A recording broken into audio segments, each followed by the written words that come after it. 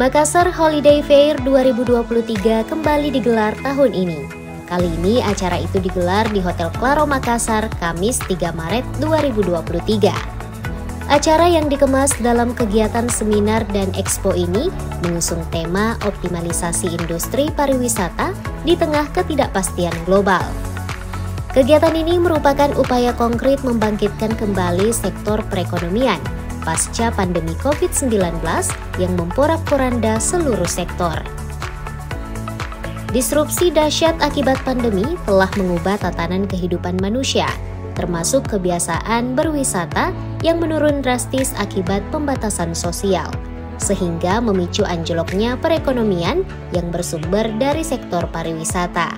Pandemi kemarin mengajarkan kepada kita bahwa semua kegiatan pariwisata itu nggak bisa kalau bisa dilakukan hanya sendiri ataupun satu asosiasi saja.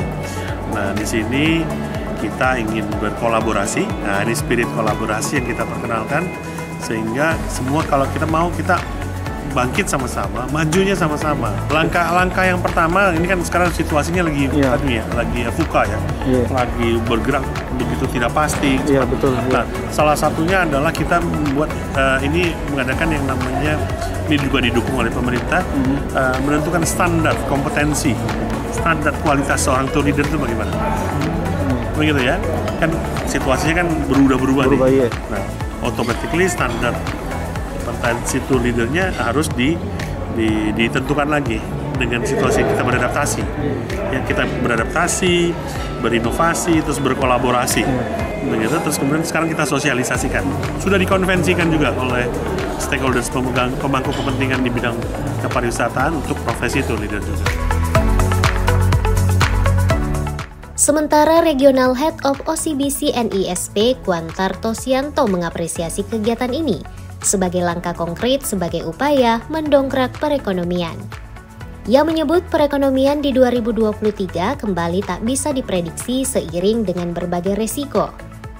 Harapannya sih dengan adanya kegiatan ini pastinya nanti seluruh masyarakat itu kalau misalnya mau ke luar negeri atau mau jalan travel atau mau jalan-jalan gitu kan bisa sudah tahu apa yang harus dilakukan, jadi nggak kebingungan lagi ya. Kayak OCBC ini kita pasti sangat support ya turisme di Indonesia Timur ya, jadi masyarakat itu udah tahu kalau mau ke luar negeri nggak perlu lagi bawa one cash, tapi cukup dengan ATM-nya kita itu udah bisa langsung belanja, jadi nggak repot lagi harus ke money changer, kemana segala macam. Ketua Asita Sulsel Didi Leonardo Manaba optimis sektor pariwisata akan kembali bergeliat di 2023 seiring dengan berbagai kebijakan positif yang dikeluarkan pemerintah. Hal yang perlu diperhatikan saat ini, kata Didi, yaitu merestrukturisasi infrastruktur pariwisata untuk mempermudah akses bagi para pelancong. Kami harapkan adalah konsistensi pemerintah dalam membuat regulasi yang pro ke industri pariwisata ya.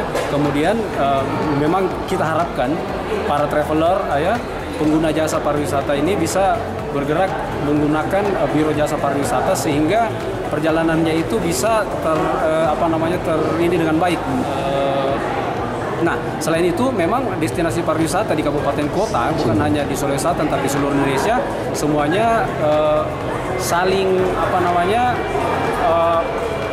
membangkitkan ya destinasi-destinasi unggulan mereka ya. Memoles destinasi yang lama, membuat destinasi baru sehingga banyak sekali variasi-variasi destinasi wisata yang kita bisa lakukan atau Asita bisa paketkan untuk bisa dijual bukan hanya ke mancanegara tetapi berwisata di Indonesia saja, juga menggerakkan wisatawan domestik, itu juga salah satu poin penting.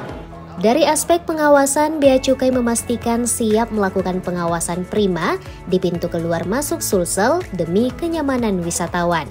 Peradaan kita sebenarnya memberikan edukasi kepada tour leader.